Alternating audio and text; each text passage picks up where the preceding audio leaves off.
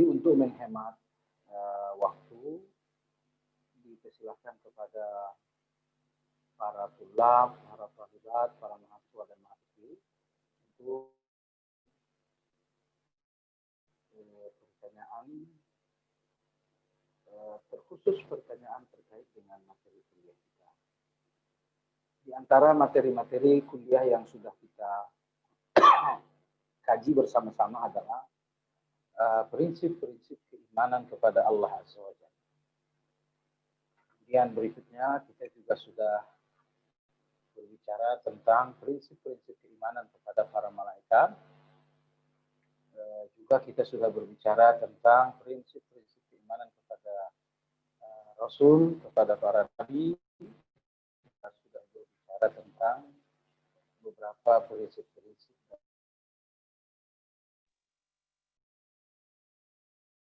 dibicarakan meskipun dengan ulasan yang sederhana. Hingga hanya ada satu lagi sisa rukun iman yang insya Allah akan kita bicarakan pada kesempatan berikutnya, yaitu beriman kepada hari akhirat. Sekedar pengantar sampai di sini, kami persilahkan kepada seluruh ikhwan dan akhwat yang ingin bertanya seputar materi kuliah kita dipersilakan.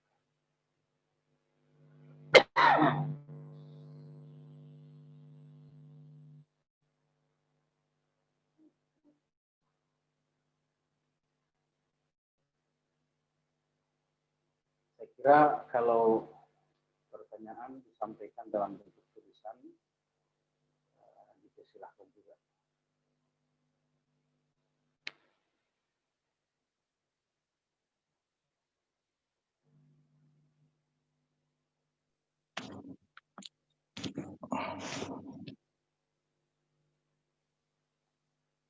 Ya, teman-teman silakan. Ya, tafadholu.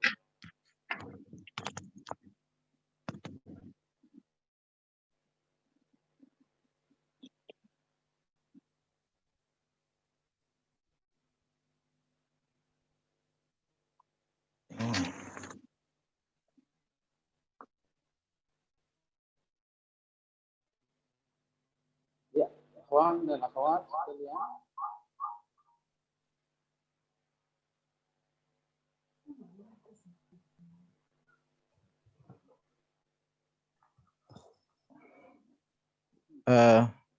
Ustadz Afwan, Ustadz.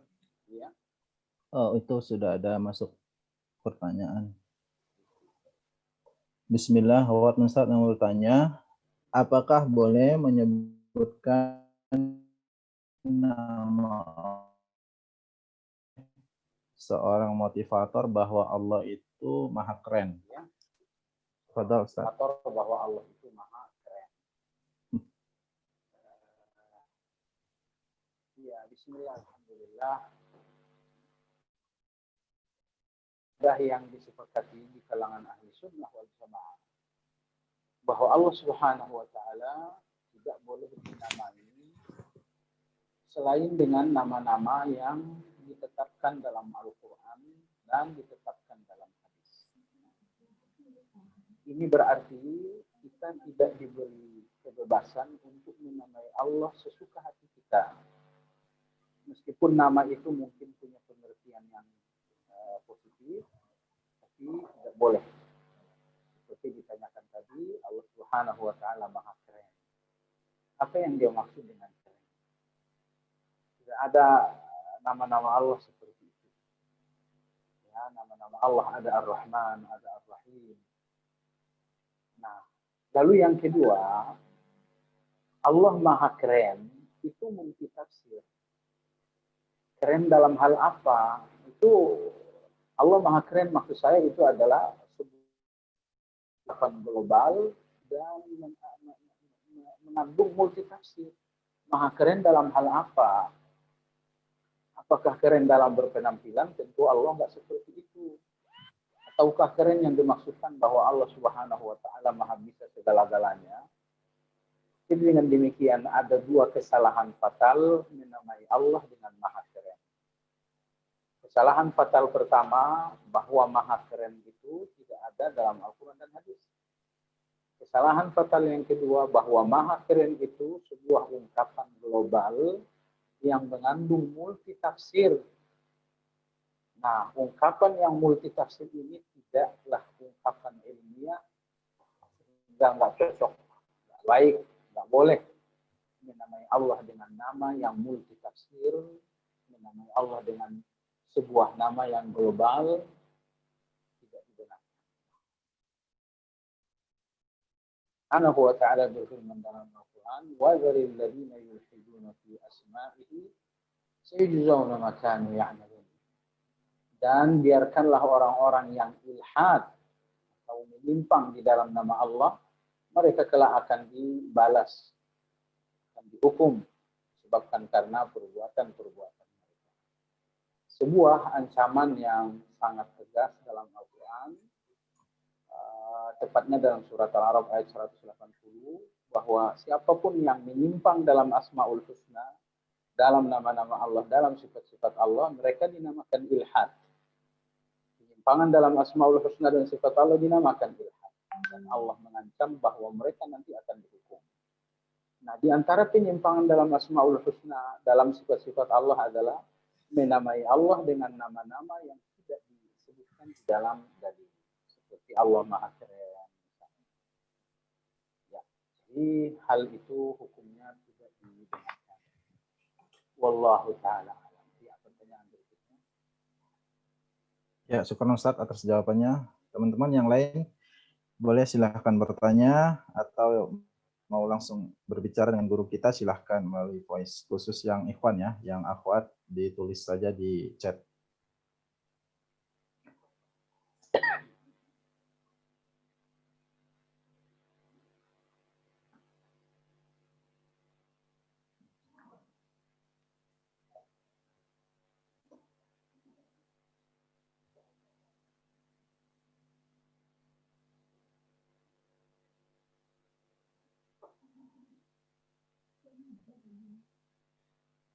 Ya, tafadhalu, dipersilakan. Kita sudah melewati banyak pelajaran hanya melalui voice record. Ya, tentu ada banyak pertanyaan-pertanyaan.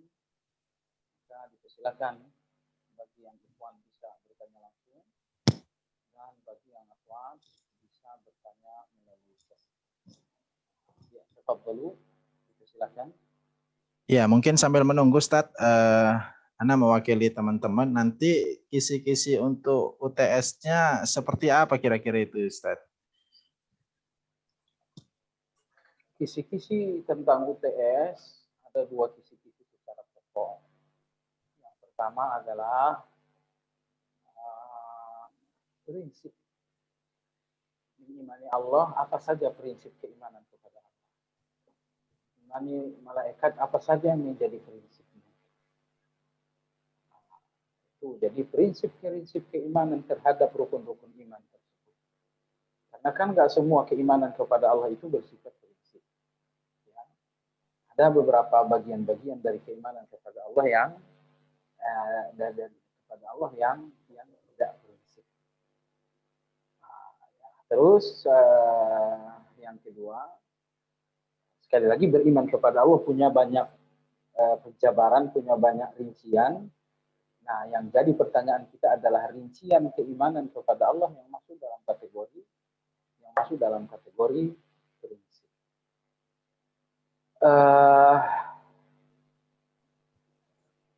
Salah satu contoh misalnya nanti kalau sampai di akhirat, apakah orang kafir melihat Allah juga? Itu kan bagian dari keimanan, tapi tidak prinsip. Makanya ulama-ulama kita berbeda pendapat. Orang beriman melihat Allah itu benar, itu prinsip. Tapi apakah orang kafir melihat Allah juga? Tentu itu bukan sesuatu yang prinsip. Jadi kisi pertama adalah apa saja yang menjadi prinsip-prinsip dalam mengimani Allah, mengimani malaikat, mengimani kitab suci, dan mengimani para rasul, dan mengimani hari akhir. Apa saja. Lalu kisi yang kedua adalah kita akan bertanya tentang dalil. Karena kalau cuma bicara, alangkah mudahnya semua orang juga bisa. Gitu ya. Tauhid ada 3, uluhiyah, rububiyah, asma wa sifat. Tapi apa dalil tauhid uluhiyah? Apa dalil tauhid rububiyah itu? Ketika kita berbicara tentang dalil, maka terpisahlah antara mahasiswa dengan orang awam. Maka fokuskan untuk belajar dua hal pokok ini. Prinsip-prinsip, kemudian yang kedua adalah dalil. Wallahu ta'ala a'lam. Ya, sekarang Ustaz untuk kisi-kisinya. Ini ada pertanyaan masuk Ustaz. Kemudian Ana belum paham Ustaz mengenai beberapa golongan yang menyimpang dalam buku ini. Untuk Khawarij itu kan berlebihan dalam rasa takut, akhirnya mudah mengkafirkan.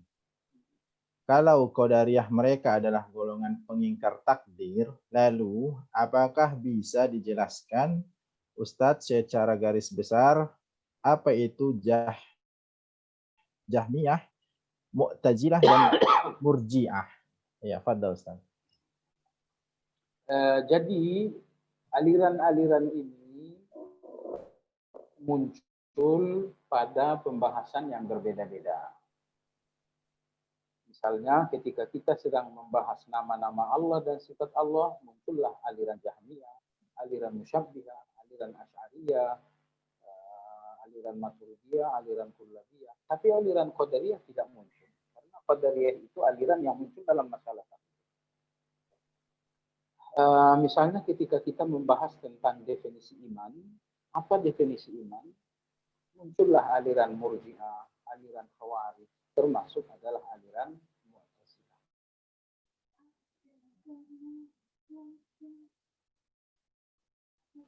Tetapi beberapa aliran muncul pada pembahasan tertentu, tapi dia nggak muncul pada pembahasan lain. Begitu selanjutnya. Nah, adapun Jahmiyah, satu aliran muncul di dalam masalah sifat-sifat dan nama Allah. Maka ketika kita berbicara tentang takdir, tidak muncul aliran Jahmiyah ini. Karena dia kesesatan khas di dalam memahami nama Allah dan sifat Allah. Jahmiyah ini satu aliran yang dihubungkan dan dinisbatkan kepada seorang yang bernama Jaham bin Safwan. Nah, Jaham bin Safwan mencetuskan satu pemikiran yang sangat sesat, ya, yaitu bahwa Allah tidak memiliki nama, Allah pun tidak memiliki sifat.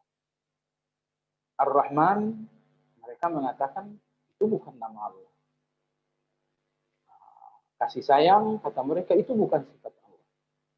Jadi mereka mengingkari semua nama-nama Allah dan semua sifat-sifat. Sehingga banyak di kalangan ulama, seperti Imam Abdullah bin Mubarak menegaskan bahwa aliran Jahmiyah ini bukan lagi ahli bid'ah, tapi dia telah keluar dari Islam. Sebab kalau Jahmiyah membantah, mengingkari nama Allah, mengingkari sifat Allah, berapa banyak ayat yang mereka ingkari. Sehingga banyak ulama seperti Abdullah bin Mubarak menegaskan aliran Jahmiyah ini bukan lagi ahli bid'ah. Sebab kalau dia ahli bidah berarti dia masih muslim. Mereka masih dianggap Islam. Nah, tapi mereka telah keluar dari Islam. Sebab kalau mereka mengingkari nama, mengingkari sifat, berarti mereka menolak banyak. Berarti mereka mengingkari banyak. Baik. Kemudian aliran yang kedua tadi ditanyakan adalah aliran Mu'tazilah. Mu'tazilah ini satu aliran yang muncul dalam pembahasan sifat-sifat dan nama Allah. Mu'tazilah ini pun muncul dalam pembahasan tentang iman. Apa definisi iman? Nah, di sini muncul lagi Mu'tazilah.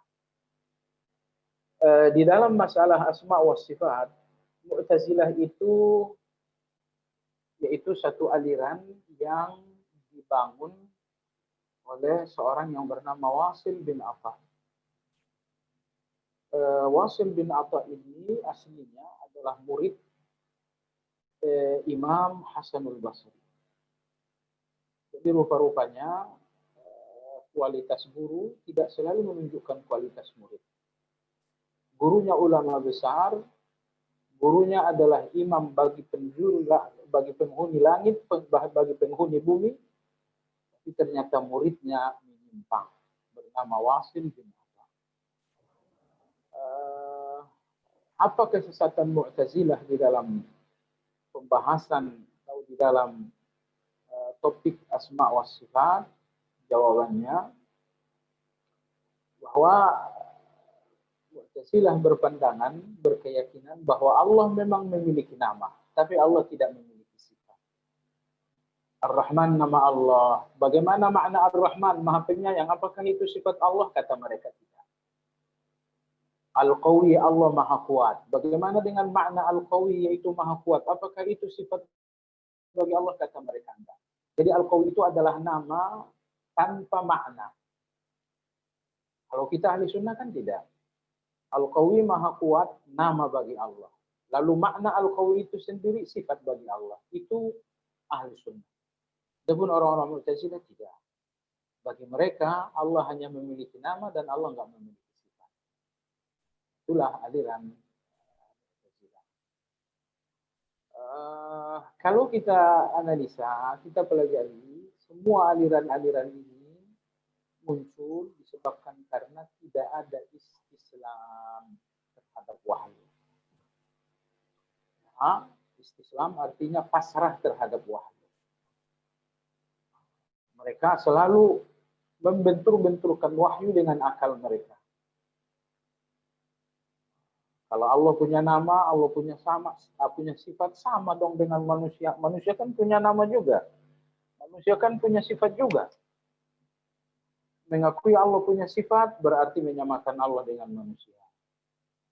Coba lihat, itu formula logika mereka.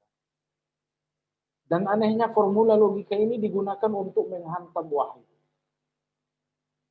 Sekiranya mereka istislam terhadap wahyu, pasrah terhadap wahyu, Allah mengatakan dia punya nama, punya sifat, lalu mereka pasrah menerima, niscaya mereka tidak akan sesat. Maka Imam At-Tahawi rahimahullah ta'ala mengatakan bahwa wa'lam anna qadama al-islam la yathbutu illa ala dhahri al-istislam. Ketahuilah bahwa kaki Islam tidak akan kokoh berdiri kecuali di atas punggung istislam. Kecuali di atas punggung kepasrahan. Kepasrahan terhadap dalil. Apa kata dalilnya sudah pasrah, silahkan diterima. Dan tidak perlu dibenturkan dengan teori-teori. Tidak perlu dibenturkan dengan logika-logika. Nah, baik. Kemudian yang ketiga tadi ditanyakan adalah Murji'ah. Tadi adalah tentang aliran Murji'ah. Aliran Murji'ah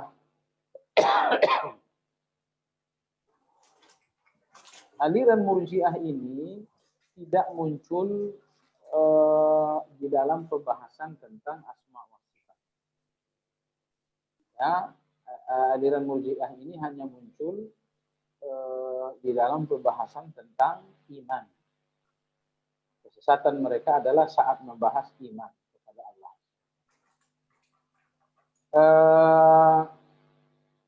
Murji'ah itu ada dua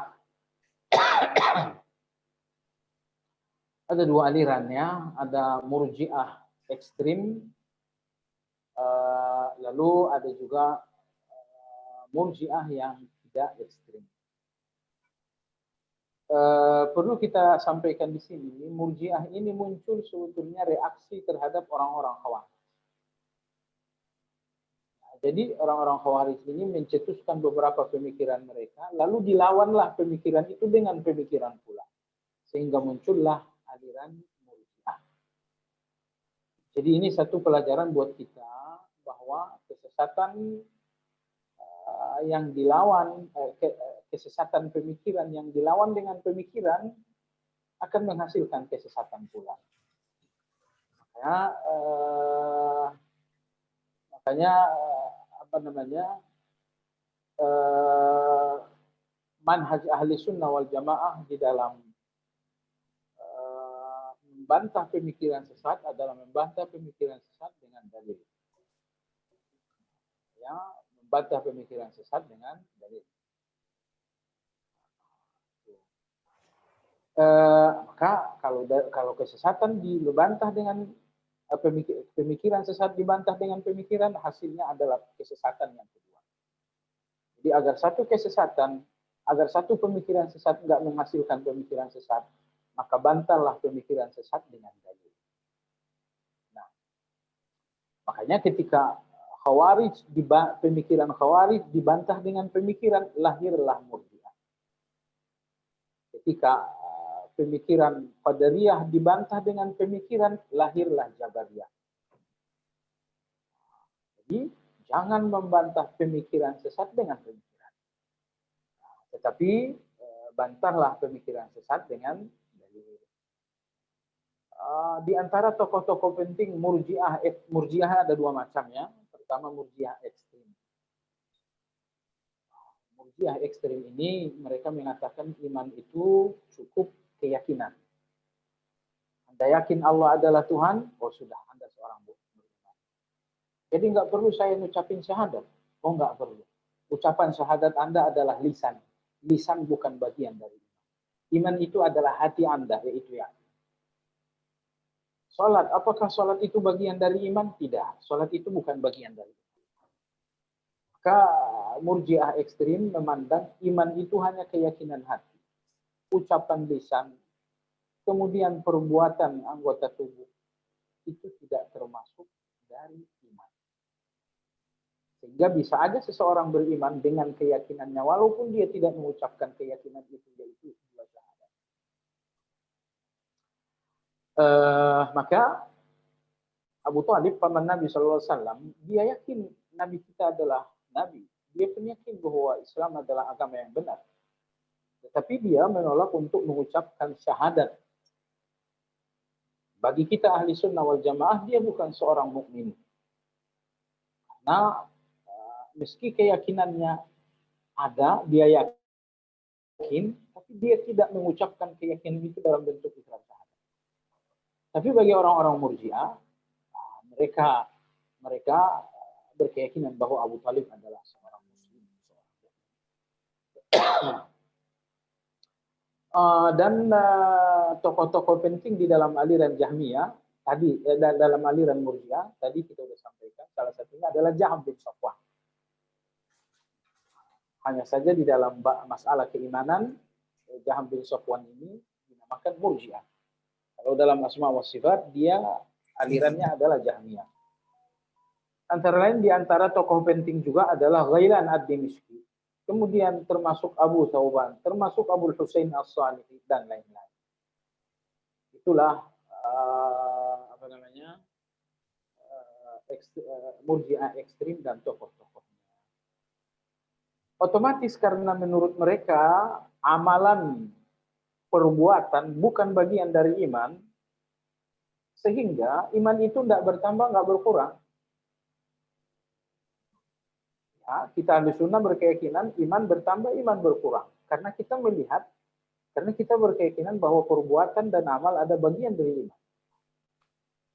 Tapi orang-orang Murji'ah ini berpandangan bahwa perbuatan, salat, puasa, dan selanjutnya, dia bukan bagian dari iman. Sehingga mereka mengatakan iman itu tidak bertambah, juga tidak berkurang. Ya, itulah beberapa pemikiran-pemikiran kaum Murji'ah. Lalu yang kedua tadi adalah Murji'ah non-ekstrim. Murji'ah non-ekstrim ini dinamakan juga dengan Murji'atul Fuqaha. Murji'atul Fuqaha itu mereka mengatakan bahwa iman itu adalah keyakinan hati lalu diucapkan melalui syahadat. Tapi apakah perbuatan anggota tubuh seperti sholat bagian dari iman? Jawabannya. Sehingga Abu Thalib bagi mereka kafir, sama dengan pandangan ahli sunnah. Karena Abu Thalib tidak mengucapkan dua kalimat. Ini adalah pandangan Murji'ah non-ekstrim atau dinamakan pula dengan istilah Murji'atul Fuqaha. Ya, dan di antara tokoh penting mereka adalah Imam Al-Hasan bin Muhammad. Ya, itu itulah kaum Murji'ah. Allah Ta'ala alam, seingat saya ditanyakan tadi ada 3, Murji'ah, Khawarij, dan Jahmiyah. Wallahu ta'ala. Ya, syukran Ustaz atas penjelasannya. Ya, silakan teman-teman bagi yang ingin bertanya langsung boleh lewat chatting jika memang kondisi tidak memungkinkan, atau boleh langsung via voice bertanya kepada guru kita. Silakan teman-teman.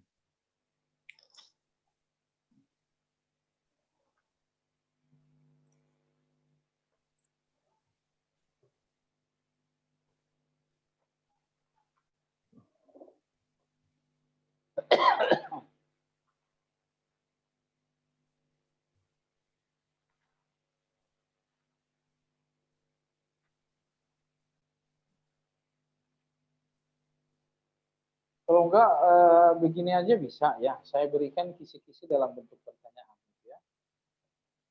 Mungkin untuk memudahkan teman-teman untuk belajar. Ya, pertanyaan pertama, sebutkan dalil masing-masing dari 3 tauhid. Tauhid uluhiyah, rububiyah, asma sifat. Sebutkan dalil masing-masing dari pembagian tauhid itu.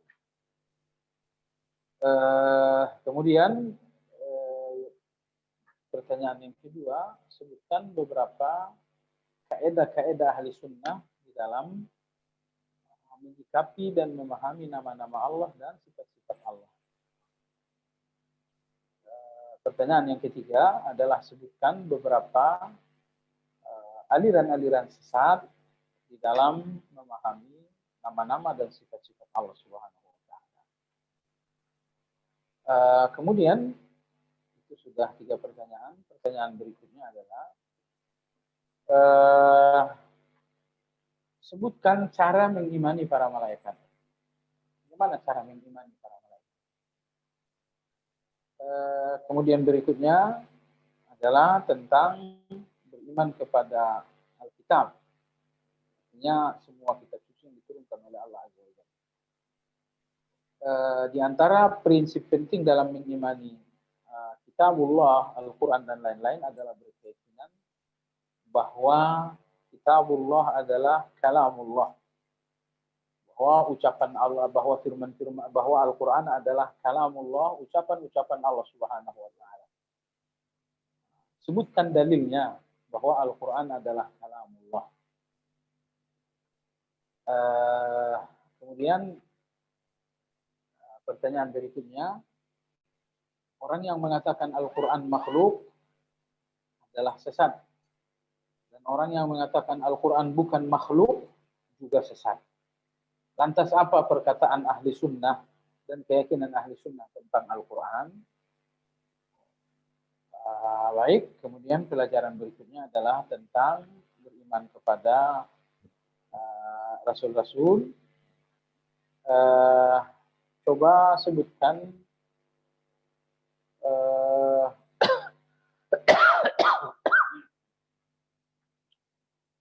coba sebutkan 5 ulul azmi dari kalangan Rasul-Rasul tersebut, dan tentu sebutkan dalilnya. Kalau menyebutkan namanya anak SD juga tahu, tapi sebutkan dalil dari Al-Quran tentang nabi-nabi yang masuk dalam kategori ulul azmi.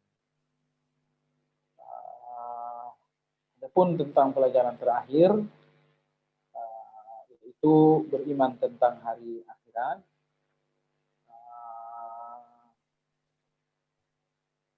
Mungkin kita tidak usah tanyakan dulu karena kita belum selesai mempelajari iman yang berakhir secara utuh. Sampai situ saja. Pertanyaan-pertanyaan tadi itu mungkin bisa untuk menjadi bahan persiapan. Iya. Tafadhalu.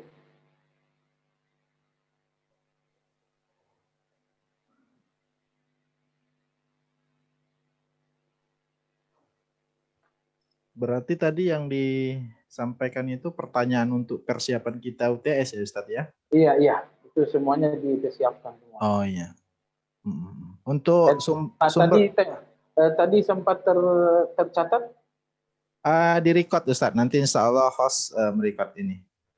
Nanti catatan-catatan pertanyaan yang tadi saya sebutkan, nanti tolong sampai ke WhatsApp-kan ke saya ya. Iya, nanti di record insya Allah Ustaz. Referensinya adalah Al-Wajiz. Oh, kitab itu ya Ustaz? Al-Wajiz, bahasa Indonesianya adalah Intisari Akidah Ahli Sunnah wal Jamaah. Berarti untuk pertanyaan tadi sudah dirangkum di kitab Al-Wajiz itu ya Ustaz ya? Sudah. Ya. Baik teman-teman, silakan masih ada waktu ditanyakan materi yang sudah Ustadz sampaikan. Sekiranya ada hal yang ingin ditanyakan atau masih ragu, silakan. Waktu kita masih ada sekitar 15-20 menit lagi insya Allah.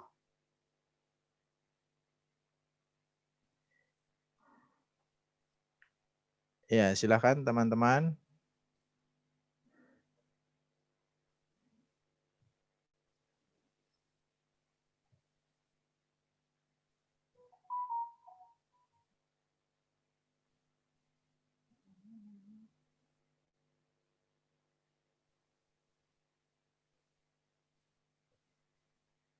Ya, tafadhalu. Ya, silakan.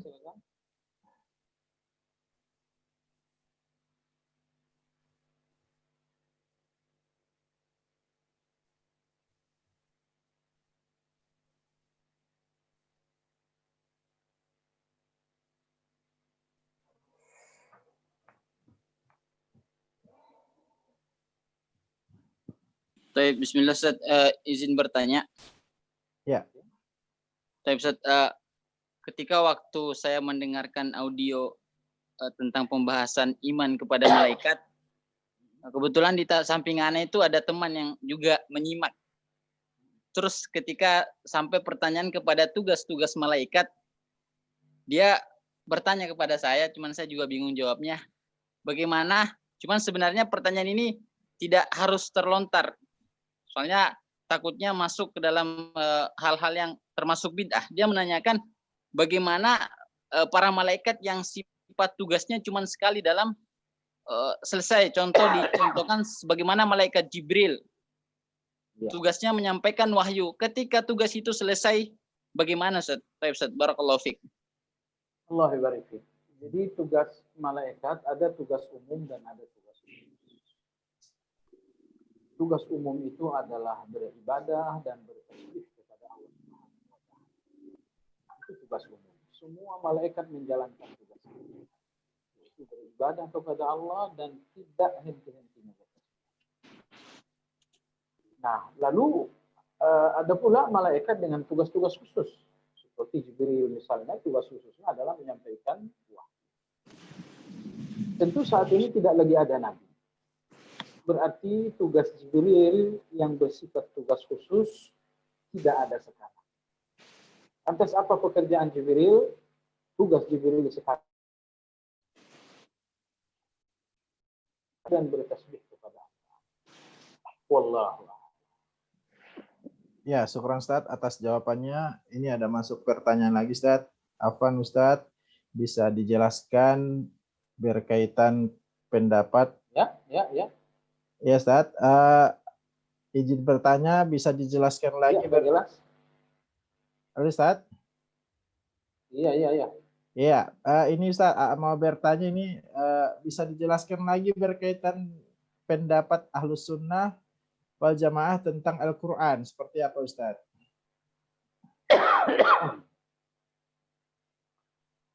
Keyakinan Ahli Sunnah wal Jamaah tentang Al-Quran yang pertama,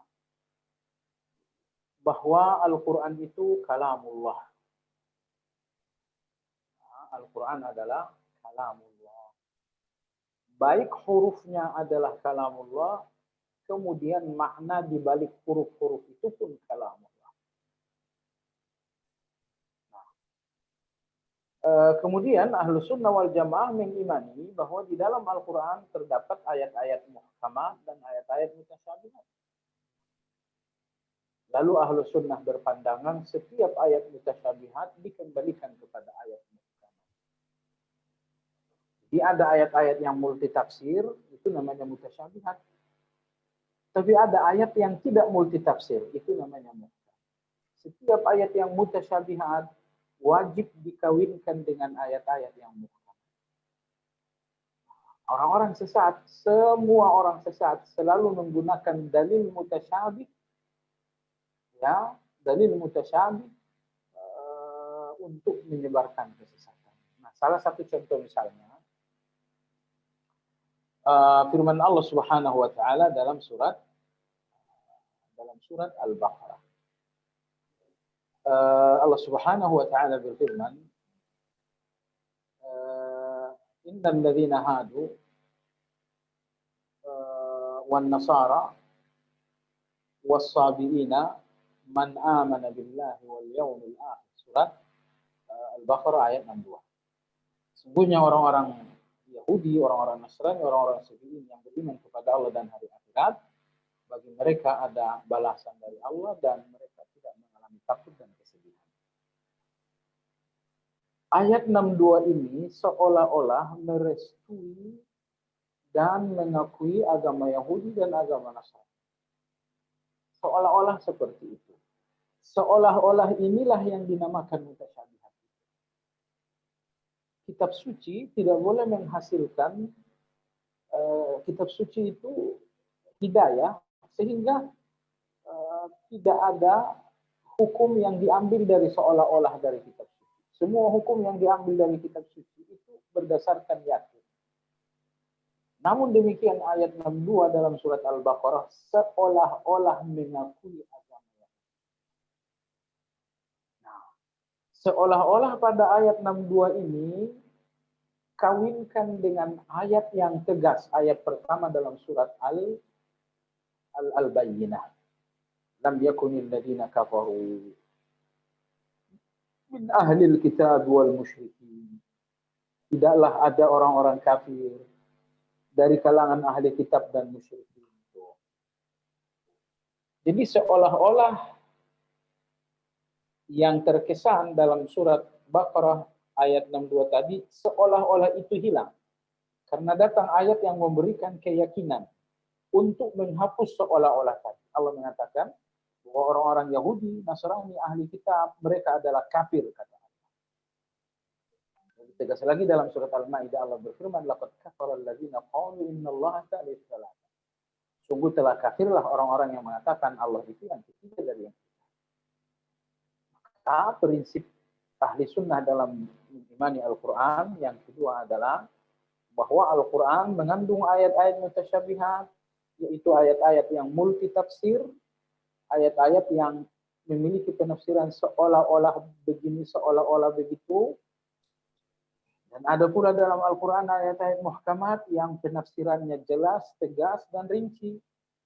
Ahli sunnah wal jamaah berpandangan bahwa ayat-ayat mutasyabihat harus dikembalikan kepada ayat muhkamat. Nah, lalu di antara keimanan yang prinsip terhadap Al-Quran tentu adalah bahwa Al-Quran ini telah sempurna diajarkan dan disampaikan Nabi Shallallahu Alaihi Wasallam, terdiri dari 114 surat. Berbeda dengan orang-orang Syiah, mereka mengatakan mushaf yang sesungguhnya adalah mushaf Fatimiyah yang terdiri dari 600.000 surat.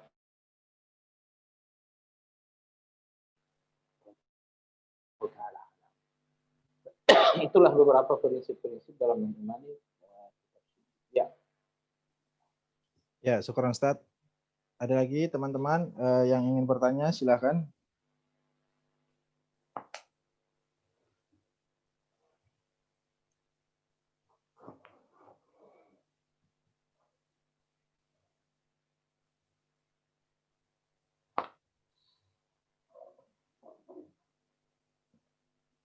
Silakan teman-teman yang masih mau ditanyakan, waktu kita masih 30 menit lagi, insya Allah masih panjang.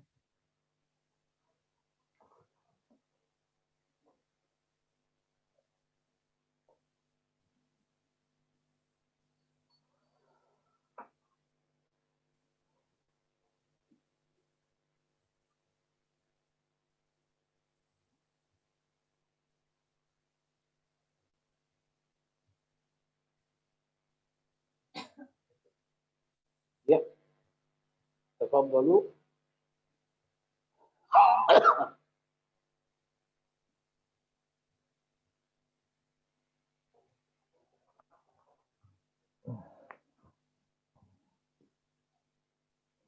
Silakan teman-teman.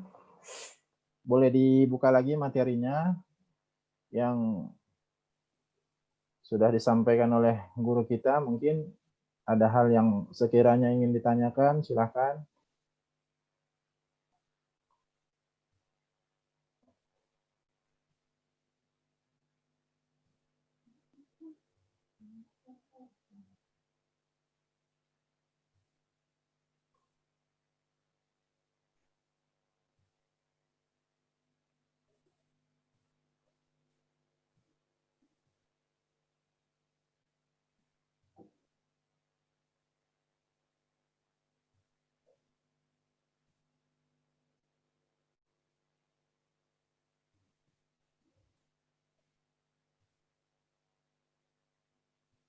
Ya, tafadhalu.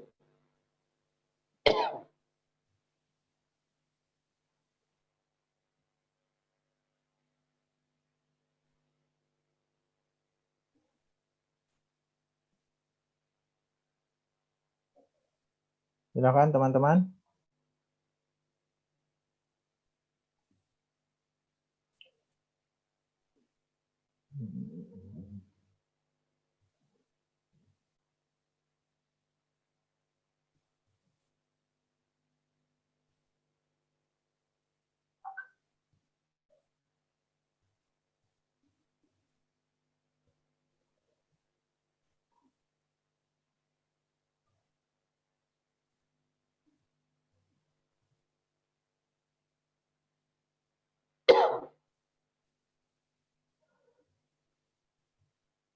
Ya, bagaimana?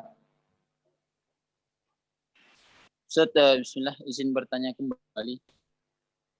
Apakah kita mengetahui bahwa kitab-kitab yang masyhur itu ada Al-Quran, Zabur, Injil, Taurat, Suhuf Ibrahim dan Suhuf Musa? Apakah para nabi lainnya memiliki kitab khusus atau hanya menyempurnakan ajaran nabi-nabi yang sebelumnya, Ustaz? Iya, definisi nabi dan rasul bahwa mereka mendapatkan wahyu dari Allah. Itu definisinya. Jadi kalau mereka mendapatkan wahyu, tentu mereka memiliki kitab suci. Nah, hanya saja kitab suci yang disebutkan tersebut, kitab suci mereka tidak dibicarakan oleh Al-Quran. Ambil contoh misalnya Nabi Saleh, sebagai seorang nabi tentu dia mendapatkan wahyu. Dan wahyu itu adalah kitab suci. Tapi apa kitab suci yang dipegang dan diberikan oleh Allah kepada Nabi Saleh? Ternyata tidak dijelaskan oleh Allah. Jadi dengan demikian, setiap nabi, setiap rasul mendapatkan wahyu, dan wahyu itu adalah kitab suci bagi mereka. Tapi kitab suci yang disebutkan dalam Al-Quran hanya beberapa saja, yaitu Al-Quran, Taurat, Injil, Zabur, Suhuf Ibrahim, Suhuf Musa. Lalu mana kitab suci Nabi Lut? Mana kitab suci Nabi Hud?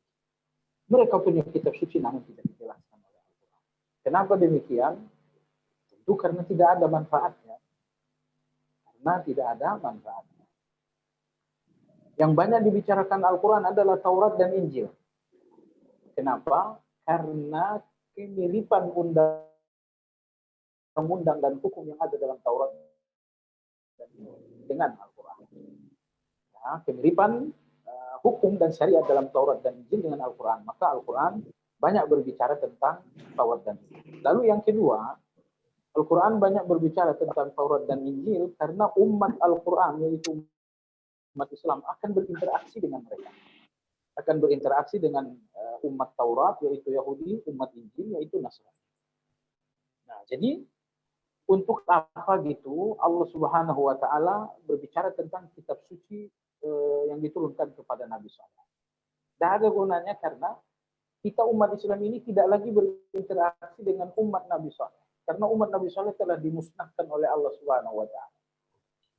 Sehingga karena tidak ada interaksi kita dengan umat Nabi Soleh, maka Allah tidak perlu bicara tentang apa kitab suci mereka. Atau misalnya kita, Al-Quran tidak berbicara tentang kitab suci yang diberikan kepada Nabi Lut. Kenapa? Karena kita nggak berinteraksi lagi dengan mereka. Nah, tetapi Al-Quran bicara panjang lebar tentang Taurat, tentang Injil, karena kita akan berinteraksi dengan orang-orang yang mengimani Taurat dan Injil. Jadi dengan demikian, setiap Nabi ada kitab sucinya, namun yang dibicarakan dalam Al-Quran adalah Taurat, Injil, Zabur, Suhuf Ibrahim, Suhuf Musa, dan Al-Quran. Mana kitab-kitab yang lain tidak dibicarakan Al-Quran karena tidak ada urgensinya. Kok nggak ada urgensinya? Jawabannya karena kita tidak lagi berinteraksi dengan umat. Apa interaksi kita dengan umat Nabi Nuh? Sudah nggak ada. Saat ini kita berinteraksi dengan umat Nabi Musa, yaitu Yahudi. Anggaplah seperti itu. Ya, walaupun mereka bukan umat Nabi Musa. Saat ini kita juga berinteraksi dengan umat Kristiani. Di tangan mereka ada kitab Injil. Maka Allah bicarakan Taurat, Allah bicarakan Injil, karena kita akan berinteraksi dengan umat-umat yang masih mengimani kedua. Wallahu. Ya. Ya, syukuran Ustaz atas jawabannya. Silakan teman-teman bagi yang ingin bertanya.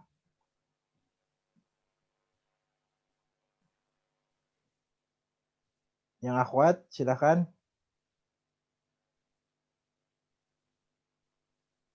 Boleh sedikit dibuka lagi materinya agar nanti bisa muncul pertanyaan.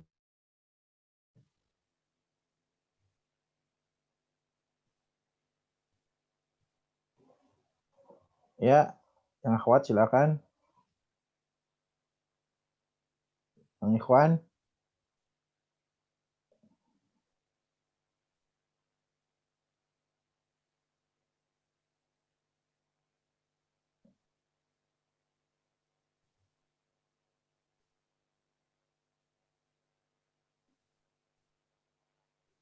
Ya, tafadhalu.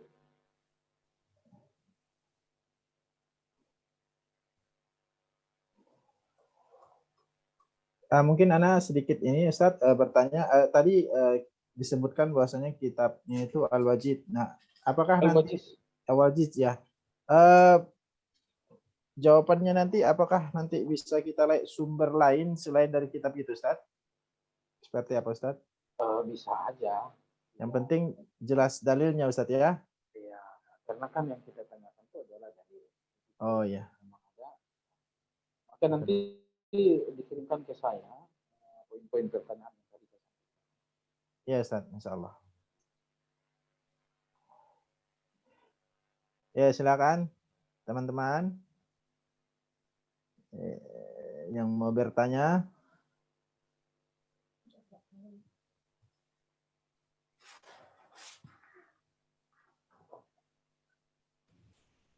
Ustaz, izin bertanya kembali. Baik, barakallahu fiik. Kita ketahui bersama bahwasanya pembagian tauhid menjadi 3, pada dasarnya itu tidak ada dalil yang eksplisit yang menjelaskan pembagian tauhid itu. Mau tanya Ustaz, yang pertama kali mengelompokkan pembagian tauhid itu siapa Ustaz? Barakallahu fiik Ustaz.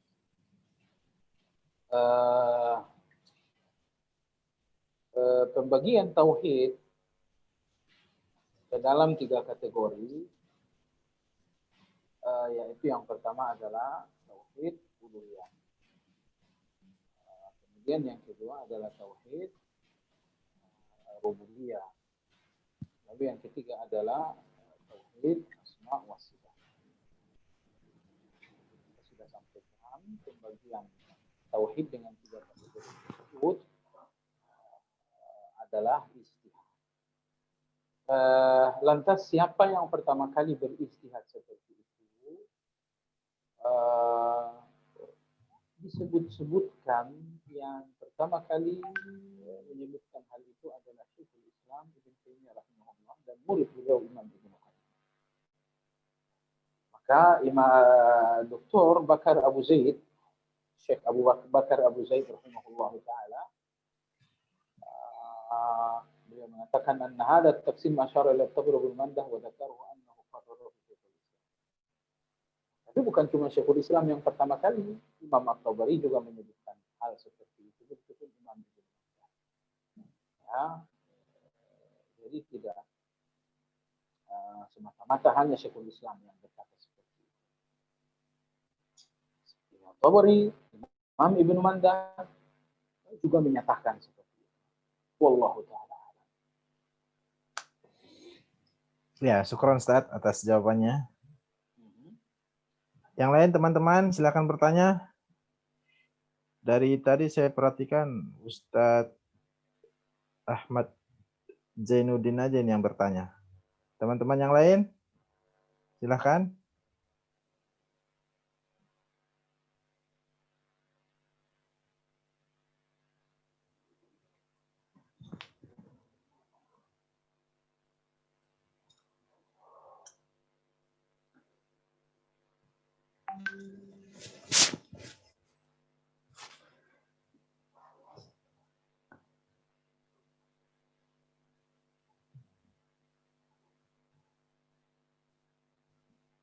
Iya, mungkin Ustadz Zainuddin Ahmad silakan kalau ada yang mau ditanyakan lagi.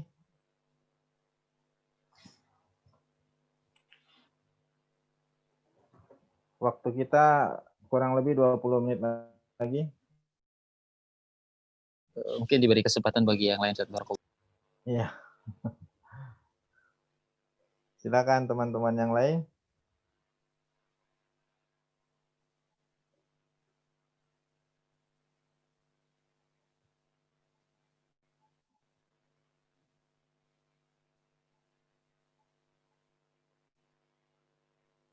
Ya, dulu. Ya, ini Ustadz masuk pertanyaan. Afwan Ustadz mau bertanya, berapakah jumlah Asmaul Husna?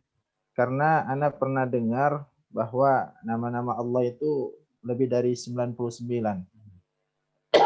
Iya. Demikian adanya dalam hadis Nabi bersabda, Allahumma inni as'aluka bikulli ismin huwa laka sammaita bihi nafsak. Ya Allah, aku meminta kepadamu dengan setiap nama yang engkau sebutkan atas diri. Wa ma anzaltahu fi kitabik, dan setiap nama yang kau turunkan dalam kitab. Wa 'allamtahu ahadan min khalqik, setiap nama yang kau ajarkan kepada makhlukmu. Aw ista'sarta bihi fi ilmil ghaibi indak, atau nama-nama yang masih engkau rahasiakan di dalam ilmu gaib. Jadi kalau begitu dalam hadis ini kita lihat ada beberapa kategori Asmaul Husna. Ada kategori Asmaul Husna yang telah diturunkan dalam kitab suci. Ada kategori Asmaul Husna yang diajarkan oleh Allah kepada salah seorang ciptaannya, misalnya seorang nabi, seorang malaikat misalnya. Lalu ada juga Asmaul Husna yang masih dirahasiakan Allah di dalam ilmu ghaib. Kalau begitu kesimpulan, Asmaul Husna itu tidak terbatas hanya 99. Hanya saja dalam hadis Nabi SAW bersabda, Inna lillahi tis'atan wa tis'ina isman mi'atan illa wahidah. Man ahsaha dakhala jannah. Allah memiliki 99 nama, 100 kurang 1. Siapapun yang meliputinya, menyempurnakannya, maka dia masuk surga. Hadis ini tidak bermaksud membatasi nama Allah hanya 99. Tapi maksud hadis ini, siapa yang menyempurnakan 99 nama saja, dia masuk surga. Apalagi kalau dia menyempurnakan 100 nama, 200 nama. 99 nama saja dia sempurnakan, maka dia akan masuk surga. Menyempurnakan dalam arti kata adalah menyempurnakan secara hafal. Maka dia menghafal 99. Dan yang kedua menyempurnakan secara makna. Dia pun mengimani maknanya. Lalu yang ketiga adalah menyempurnakan secara amal. Karena setiap Asmaul Husna menuntut amal. Allah Ar-Rahman, Maha Pengasih, Maha Penyayang. Kalau begitu lakukanlah hal-hal yang membuat Anda mendapatkan kasih dan sayang dari Allah Azza wa Jalla. Jadi menyempurnakan 99 nama sama dengan surga. Wallahu a'lam. Ya, syukur Ustaz atas jawabannya. Teman-teman yang lain silahkan. Jika ingin ada yang ditanyakan.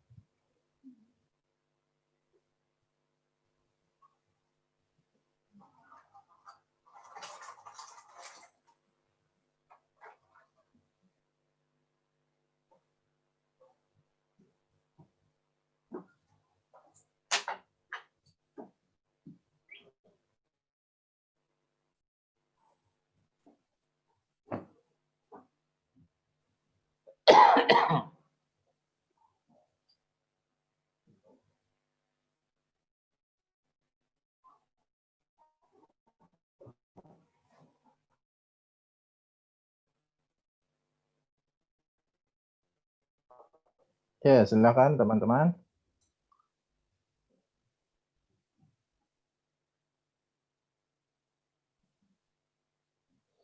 Ya, masuk pertanyaan Ustadz. Bismillah, Afwan Ustadz mau bertanya terkait dengan prinsip bahwa Al-Quran diturunkan secara mutawatir, secara huruf dan makna, mengingkari satu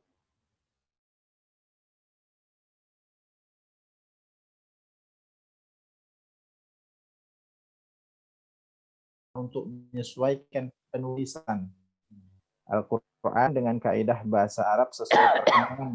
Apakah ini termasuk merubah huruf, Ustadz? Ana kurang paham, mohon penjelasannya, Ustadz. Syukran. Tidak.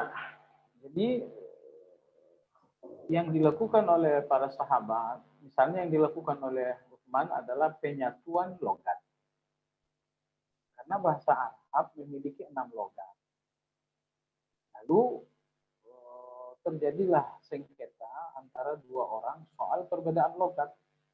Yang satu membaca Al-Quran dengan logat A, yang satu dengan logat B. Terjadi perbedaan bacaan sehingga terjadi sengketa. Dan ini terjadi di depan Hudzaifah ibn Yaman. Akhirnya sekembalinya dari perjalanan, waktu itu beliau ke Azerbaijan, sampai Madinah, beliau menjumpai Utsman bin Affan. Beliau mengisahkan tentang sengketa yang hampir berakhir dengan pertikaian disebabkan karena perbedaan logat. Maka Hudzaifah menyarankan agar kitab suci Al-Quran ditulis dengan satu logat saja, yaitu logat Quraisy, karena itulah logat yang paling bagus. Itulah logat yang paling bagus. Maka yang dilakukan oleh para sahabat tidaklah mengubah huruf, tapi mereka adalah menyatukan logatnya saja. Menyatukan logatnya. Wallahu ta'ala. Logat yang dimasuk ini berarti gaya bahasa ya, Ustadz ya? Antara contoh misalnya, orang-orang Tayyib, mereka tidak bisa menyebutkan ha kecil. Mereka menyebutkan ha kecil dengan ain. Jadi kalau kita membaca hatta hin, mereka membacakan at-ta'in. Nah, logat ini yang dihapuskan oleh Utsman. Ya, menghapus logat-logat selain logat Quraisy. Agar umat Islam bersatu di dalam satu logat sehingga tidak jadi perbedaan. Ya. Nah, dan itu nggak merubah huruf, tapi karena hanya perbedaannya adalah perbedaan cara baca huruf.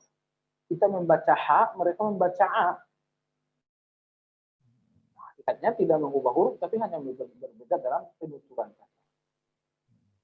Wallahu ta'ala. Ya, syukran Ustaz. Allah barik. Baik, dipersilakan teman-teman. Bagi yang mau bertanya, yang ikhwan silahkan.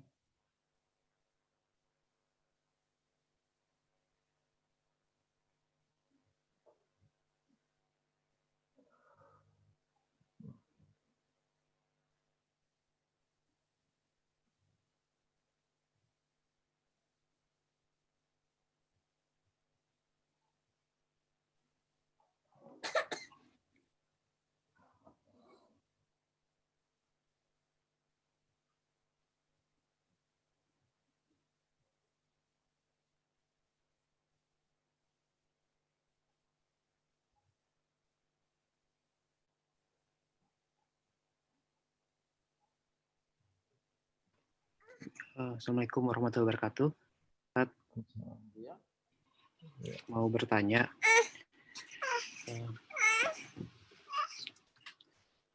Ya, Anda mau bertanya, Ustaz, terkait dengan... Iya.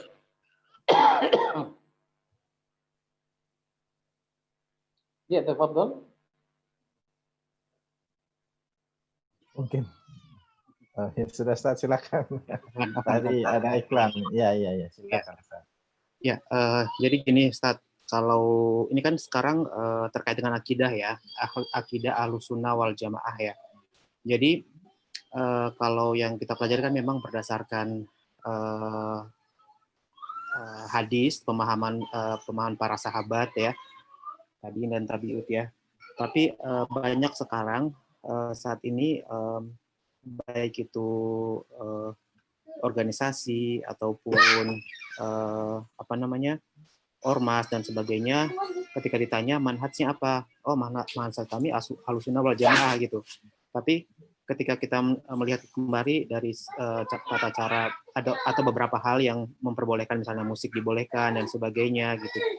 Padahal mereka menamakan Ahlussunnah wal Jamaah gitu. Itu sebagai bagi kita sebagai masyarakat cara mendakwai atau menjelaskan bahwa Ahlussunnah wal Jamaah itu sebenarnya tidak seperti ini, bahwa Ahlussunnah wal Jamaah itu bukan hanya sekedar pengakuan gitu, tapi memang harus sesuai dengan dalil, yang dilaksanakan itu harus sesuai dengan dalil gitu. Ini menjelaskannya itu kepada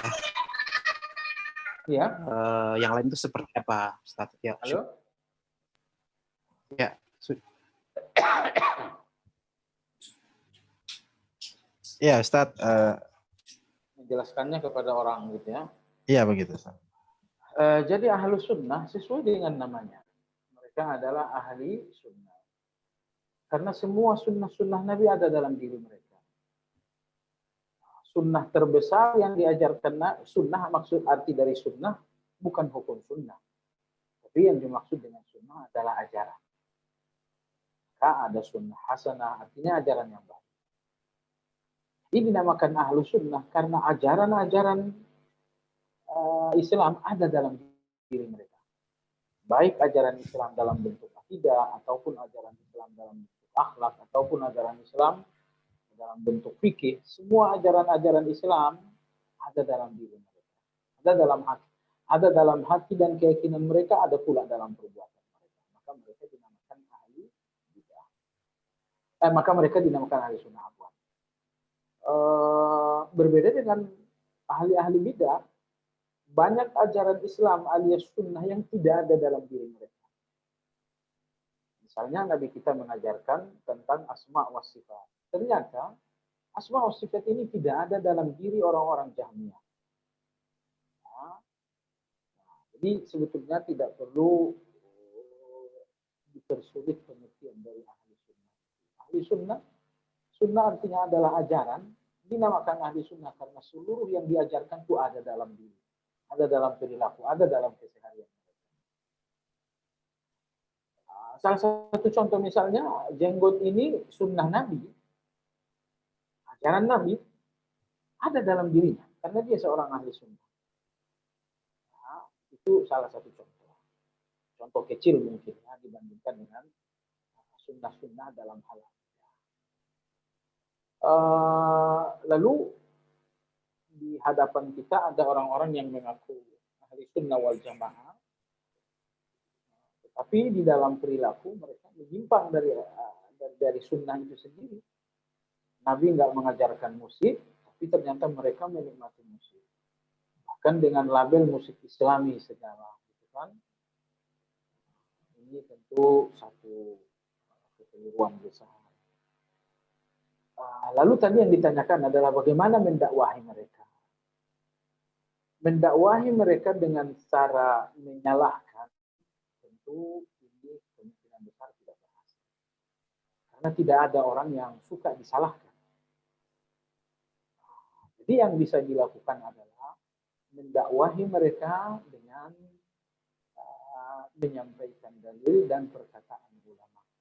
Nggak usah disalahkan. Oh ada ayat seperti ini loh. Nah ternyata menurut ulama tafsirnya begini. Udah selesai. Biar dia sendiri yang menyalahkan dirinya.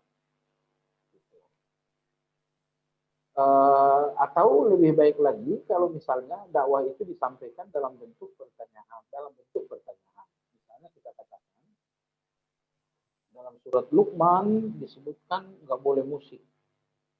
Itu menurut ini ayatnya bunyinya seperti ini. Nah, ayat ini ditafsirkan oleh Ibnu Mas'ud begini. Intinya nggak boleh musik. Ini kira-kira gimana maksudnya ini? Jadi seolah-olah bertanya, padahal tujuan kita adalah memberitahu. Jadi orang-orang masyarakat awam kita tentunya antipati disalahkan. Ya sudah, kalau begitu jangan sampaikan dakwah dengan pendekatan menyalahkan. Lebih baik dalam pendekatan seolah-olah bertanya. Padahal tujuannya adalah untuk memberitahu. Wallahu ta'ala alam, tentu ada banyak cara-cara lain. Tapi yang kita inginkan adalah cara menyampaikan dakwah di mana kita tidak dibantah. Yaitu sampaikan dakwah dalam bentuk pertanyaan yang jelas. Sebab nggak mungkin dia ngebantah, kok kita nanya. Cuman pertanyaan itu sendiri harus jelas dalilnya. Supaya ketika dia menjawab, dia nggak bisa jawab gitu. Wallahu a'lam. Ya, syukron Ustaz penjelasannya. Boleh satu lagi Ustaz? Monggo. Terkait gini Ustaz, mungkin dalam keseharian, misalnya segala tindakan perilaku atau ibadahnya memang sudah sesuai dengan tuntunan, tapi ada misalnya satu perbuatan yang tidak sesuai dengan ajaran, misalnya maulid ya yang mungkin yang paling sering ya, maulid Nabi. Nah itu kan kalau Ani baca juga kan kalau misalnya suatu perbuatan yang bid'ah itu kan termasuk suatu yang sesat ya, bid'ah adalah sesat. Nah status seseorang tersebut misalnya ketika dia amalan-amalan ibadah lainnya itu sesuai dengan sunnah, tapi ada perilaku yang bid'ah itu seperti apa statusnya Ustaz? Karena kalau udah melaksanakan satu bid'ah dibilangnya kafir kan, sesuai dengan yang disebutkan itu dalilnya, dan sementara hal-hal lainnya dia sesuai sunnah gitu. Itu dalam konteks seperti gimana ya Ustaz? Ikhwani sekalian rahimakumullah. Ada satu hal yang sangat penting saya sampaikan kepada antum dan kepada semua orang-orang awam. Kadang-kadang tidak bisa membedakan antara salah dengan beda. Kadang-kadang cuma beda dianggap salah. Itulah orang awam itu. Maka kita belajar agar kita tahu mana salah, mana beda. Contoh misalnya, saya kunut, Anda nggak kunut. Lalu Anda melihat saya salah. Padahal mestinya Anda melihat kita berbeda. Anda nggak boleh melihat saya salah. Ini nomor satu. Bahwa orang awam sering tidak mampu membedakan antara salah dengan beda. Yang kedua, orang-orang awam ketika tahu sesuatu salah, mereka pun tidak tahu bobot kesalahan. Sehingga karena bobot kesalahannya dia tidak tahu, muncullah sikap-sikap yang berlebihan. Karena nggak paham bobot dari kesalahan. Nah, agar Anda bisa memberikan sikap yang adil, sikap yang proporsional terhadap kesalahan orang lain, Anda harus tahu bobot kesalahan. Dan inilah yang kita peroleh dengan ilmu. Dengan ilmu kita bisa membedakan antara salah dengan beda. Dengan ilmu pun kita bisa membedakan antara bobot-bobot dari kesalahan-kesalahan. Kembali kepada pertanyaan. Maulid Nabi adalah bid'ah. Oh ya, itu benar. Cuman bobot bid'ahnya sejauh mana? Itu perlu kita tahu. Karena di sisi lain tadi kita mengkaji keyakinan Jahmiyah adalah bid'ah. Lalu Maulid ini adalah bid'ah. Sama-sama bid'ah, tetapi bobot dengan sama-sama bid'ah tapi dengan bobot yang berbeda. Nah, ingin kita tegaskan bahwa perayaan-perayaan Maulid adalah bid'ah tapi dengan bobot yang rendah. Dikatakan rendah karena dia hanyalah bid'ah dalam bentuk amal. Kalau seperti Syiah, bid'ah mereka adalah bid'ah dalam akidah. Nah, seperti Khawarij, bid'ah mereka adalah bid'ah dalam akidah. Maka ini poin pertama, bid'ah yang hanya dalam bentuk perbuatan, hukumnya adalah dosa, hukumnya adalah sesat, tapi dia adalah bid'ah dengan level paling rendah. Dengan demikian, jangan sampai Anda menyikapi orang yang maulid seperti Anda menyikapi seorang Syiah. Anda salah, Anda zalim. Karena bid'ah seorang Syiah lebih tinggi daripada bid'ah orang-orang yang maulid. Lantas kenapa Anda menyikapinya sama? Sudah, lakukanlah sikap sesuai dengan nisab. Kalau bid'ahnya bid'ah yang rendah, lakukanlah sikap mengingkari tetapi rendah juga. Tapi kalau bid'ahnya adalah bid'ah besar, ya lakukanlah sikap yang lebih serius lagi. Nah, ya. Jadi mengetahui kesalahan perlu, tapi lebih perlu lagi mengetahui bobot dari kesalahan. Karena bobot dari kesalahan itu menghasilkan sikap yang adil. Kalau tidak tahu bobot kesalahannya, maka sikap yang akan diambil nanti adalah sikap yang salah. Ketika Nabi kita menyebutkan bid'ah, beliau menyebutkan dengan dalalah, sesat. Apa yang dimaksud dengan sesat? Kata sesat inilah dolalah bahasa hadisnya, ini satu ungkapan yang sangat luar biasa.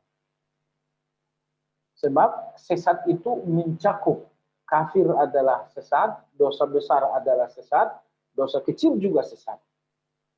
Maka Nabi menyebutkan bid'ah itu dengan dolalah sesat, agar kata sesat itu mencakup bid'ah kafir, bid'ah dosa besar, dan bid'ah dosa kecil.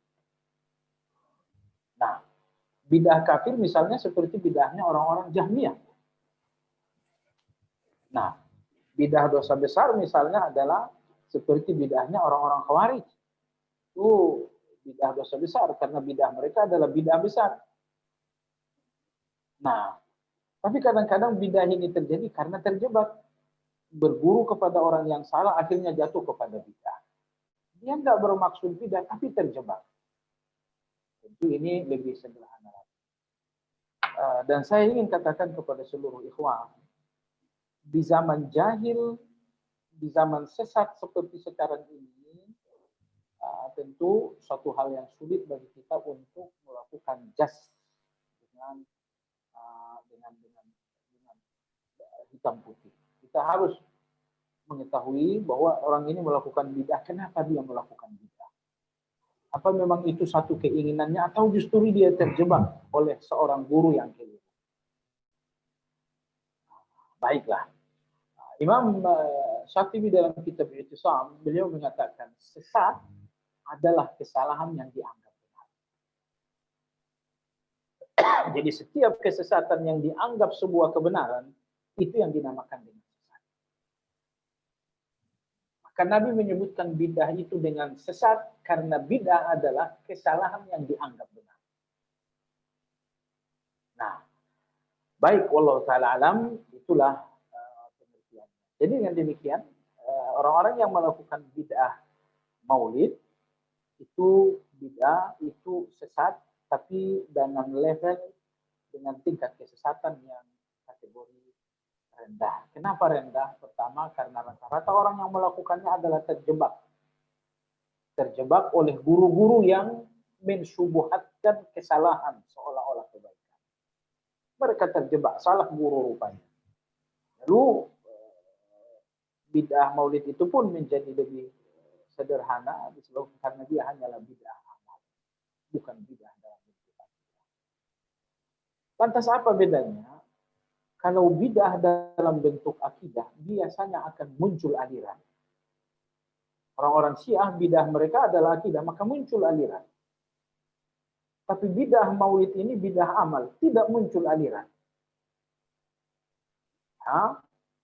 Semua bid'ah-bid'ah dalam bentuk akidah, itu akan memunculkan aliran. Tapi semua bid'ah-bid'ah yang hanya dalam bentuk amal, itu tidak memunculkan aliran. Maka tadi saya katakan bahwa bid'ah maulid ini adalah sesat, tetapi dengan level yang rendah. Wallahu a'lam. Tapi bukan berarti kita toleransi ya, kita tetap berdakwah dengan cara yang baik. Ya, Ustadz, syukuran atas jawabannya. Mungkin pertanyaan terakhir dari Ana pribadi, Ustadz, terkait dengan bid'ah tadi di zaman para sahabat tabiut, bahwasanya bid'ah itu ada dan tidak berlangsung lama. Artinya para sahabat dan Ahlus Sunnah wal Jamaah itu segera menumbangkan yang namanya bid'ah di zaman itu. Nah, ini seperti apa metode dan cara para sahabat menumbangkan bid'ah tersebut, Ustaz? Sekarang, Ustaz. Bid'ah itu muncul di zaman mereka, ya. Misalnya bid'ah dari seorang yang bernama Sabigh bin Asal At-Tamimi di zaman Umar bin Khattab. Ya, misalnya juga adalah bid'ah zikir berjamaah di zaman Utsman bin Affan. Tapi bid'ah-bid'ah ini tumbang dalam waktu yang cepat. Kenapa demikian? Jawabannya karena sunnah dikenal. Ketika sunnah-sunnah Nabi SAW dikenal oleh orang, maka bid'ah itu biasanya tidak bertahan. Jadi dengan demikian, kalau Anda bertanya, kenapa bid'ah sekarang ini anggaplah dominan? Jawabannya karena sunnah itu redup. Maka tugas kita untuk menumbangkan bid'ah adalah ajarkan sunnah. Bagaimana sunnah Nabi berzikir setelah selesai sholat, ajarkan sejelas-jelasnya.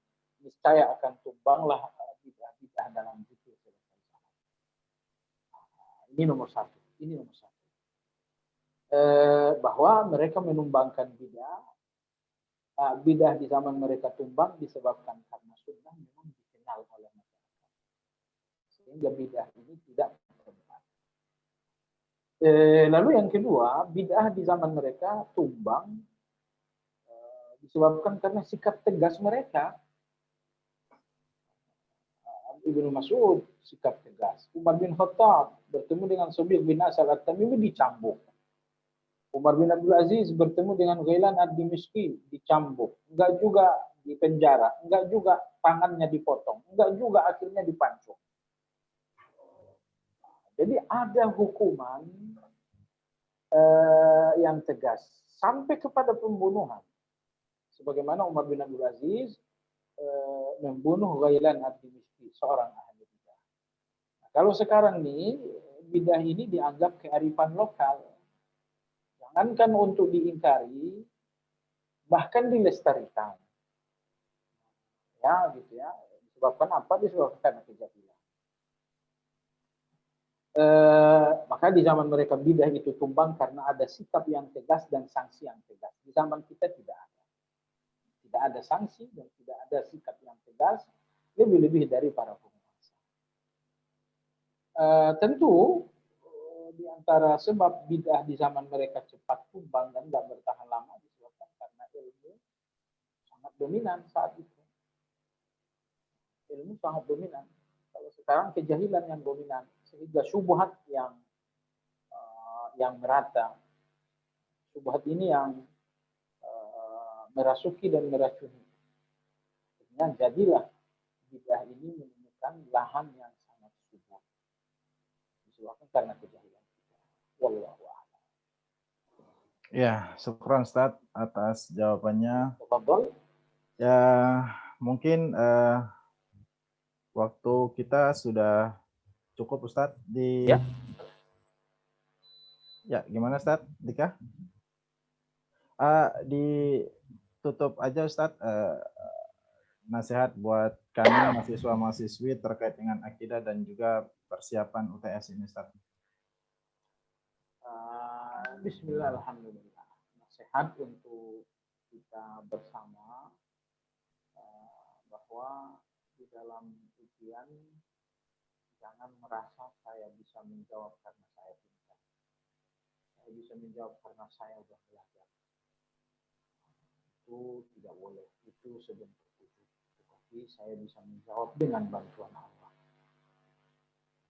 Itu dengan ikhtiar Anda, tapi ikhtiar ini tidak usahlah disebutkan. Sebutlah ikhtiar Allah pertolongan. Dan yang kedua, ujian ini sesungguhnya untuk pelajaran supaya lebih kokoh. Dan ujian yang sesungguhnya adalah interaksi antum dengan masyarakat terkait dengan pelajaran-pelajaran. Ya, maka sengaja diujikan pelajaran ini karena antum akan mendakwahkannya kepada masyarakat. Sehingga perlu pengokohan-pengokohan. Nah, ujian ini adalah salah satu pengokohan. Ala kulli hal, tujuan utamanya adalah agar kita semua terus belajar. Maka ada ujian sebagai evaluasi kualitas belajar kita. Wallah. Ya, syukron Ustaz atas pemaparannya dan juga jawab-jawaban yang sudah diberikan kepada kami. Mudah-mudahan menjadi tambahan ilmu buat kami semua, para mahasiswa dan mahasiswi, dan semoga Allah Subhanahu wa taala memberkahi pertemuan kita ini dan menjadi catatan amal kebaikan di sisi Allah Subhanahu wa taala.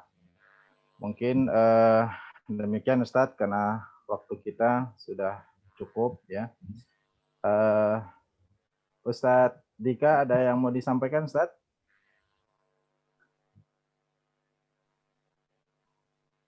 Oh ya, berarti mungkin diserahkan kepada saya sepenuhnya Ustadz. Demikian teman-teman sekalian, semoga Allah Ta'ala selalu memberkahi ilmu kita, memberikan kesehatan kepada kita semua, agar senantiasa dimudahkan jasadnya untuk beribadah kepada Allah Subhanahu wa Ta'ala. Kita tutup pertemuan diskusi kita malam hari ini dengan doa kafaratul majelis. Subhanakallahumma wa bihamdik asyhadu an la ilaha illa anta astaghfiruka wa atubu ilaik. Wassalamualaikum warahmatullahi wabarakatuh.